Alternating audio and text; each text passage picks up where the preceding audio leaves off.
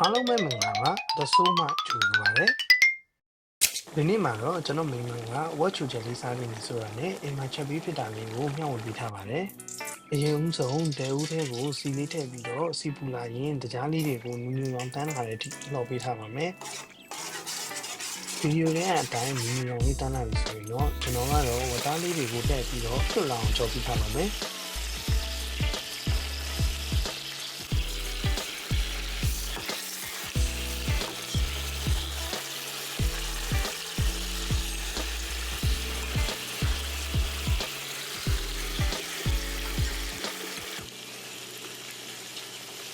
ဝတ်သားလေးတွေရဲလာရင်တော့အရသာအတွက်စားချုံမုတ်ချက်သားမုတ်တို့ကိုထည့်ပြီးတော့မှုပေးထားပါမယ်။အယောင်နဲ့အရသာအတွက်ကိုလည်းပဲငပြားကြီးအနောက်ကျဲနဲ့ခရုစီတို့ကိုထည့်ထားပေးပါမယ်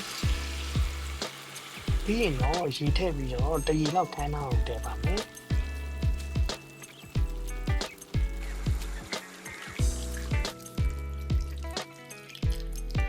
အတောင်းလေးကိုတည်ထားတဲ့အချိန်မှာကျွန်တော်မိန်းမကလင်းစည်းမှုလေးနဲ့စားခြင်းနဲ့ပြောရမယ်ကျွန်တော်ကလင်းစည်းမှုကိုလည်းရေးစိန်ထားပေးပါတယ်ဝတ်သားဦးလေး2ရင်လောက်တိတ်ပြီးသွားတဲ့အခါမှာတော့ကျွန်တော်ကတော့လင်းစည်းမှုရဲ့တက်တုံကြီးရဲ့တက်တုံဖြူတို့ကိုရောထည့်ပြီးတော့ထပ်ပြီးတော့နူးလောင်တည်ထားပေးပါတယ်အရင်စည်းတွေဒီလိုမျိုးပပဆူလာရင်တော့ကျွန်တော်ကအနည်းငယ်ထပ်ပြီးတော့ရေဆန်းအောင်တည်ပေးထားပါတယ်ဆိုရင်တော့အရန်ကိုမှနူးညံ့အဆက်ပြီးတော့အရသာကောင်းမှုနဲ့ဝတ်သားဟင်းလေးတစ်ခွက်ရပါပြီခင်ဗျာ